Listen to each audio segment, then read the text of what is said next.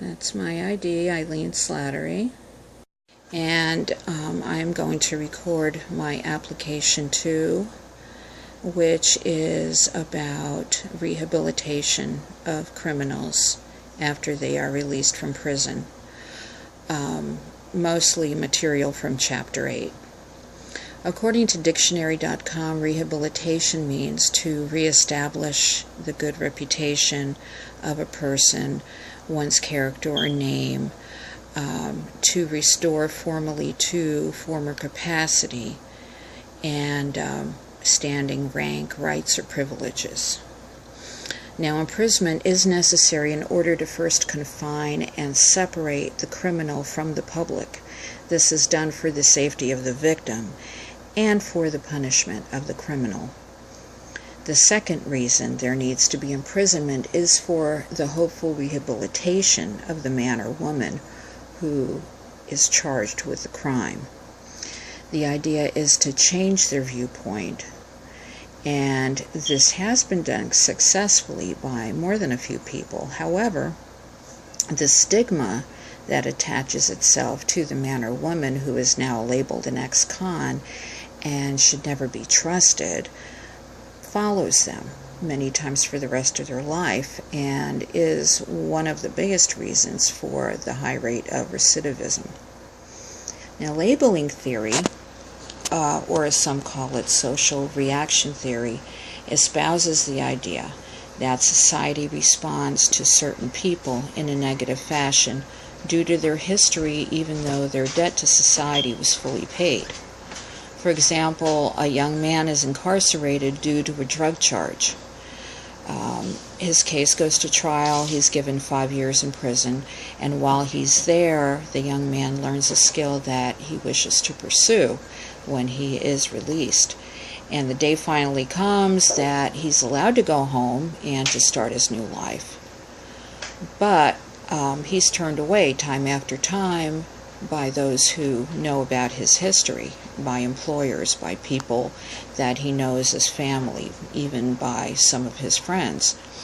And the doors of opportunity for this young man begin to shut, and he realizes that his idea of starting fresh and putting the past behind him is not going to be quite as easy because the people in his town just won't allow it.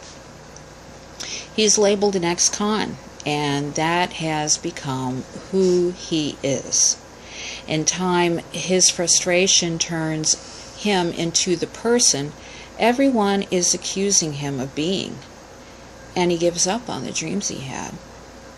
The reaction of the community to the ex-con is what would be called tagging.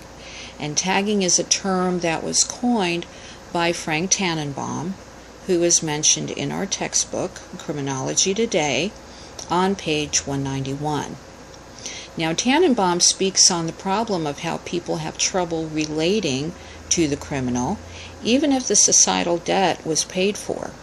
They blame him. They look at the crime as being evil, but now the thought of evil is slowly transferred unto the criminal itself, so that no matter how he might try in life and no matter what the rehabilitation, he is now thought of in his community as being evil. If the cycle of tagging continues, the perpetrator becomes what he has been labeled as, and so he ends up committing more crimes. There is an enormous amount of shaming entailed with the arrest and the incarceration process. At what point, though, can the convict become someone who gets another chance at life? Now, in our textbook, Criminology Today by Frank Schmaliger, there is a discussion on reintegrative shaming, and this is on pages 194 to 195. And John Braithwaite describes results from a study in 1997 in which he researched the effects of stigmatic shaming on the criminal. It was understood by Braithwaite that stigmatic shaming only increased divisions within the community. The stigma that attached to the ex-con broke down the moral bond between himself and others. Braithwaite's idea of reintegrative shaming seemed to strengthen that bond. A settlement is first attempted between the criminal himself and those that were wronged. He is given the opportunity to discuss his behavior, explain why he did what he did. And he does this with the ones that he had faulted.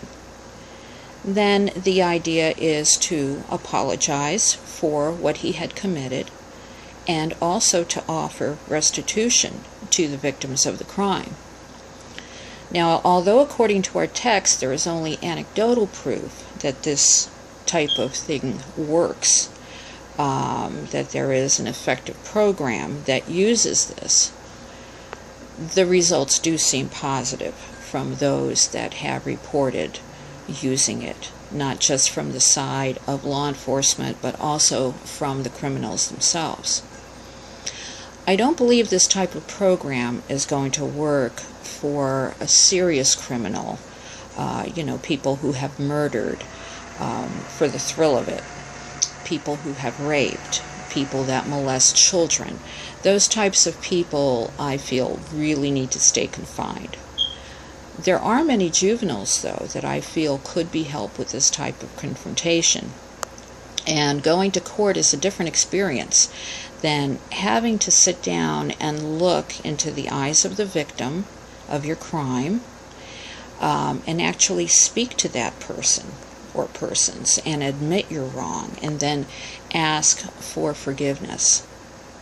I'm quite sure that the reintegrative shaming is not for all convicts, but I do feel that it stands to be a good theory, and it would be nice to see it used with first-time offenders and especially with juveniles.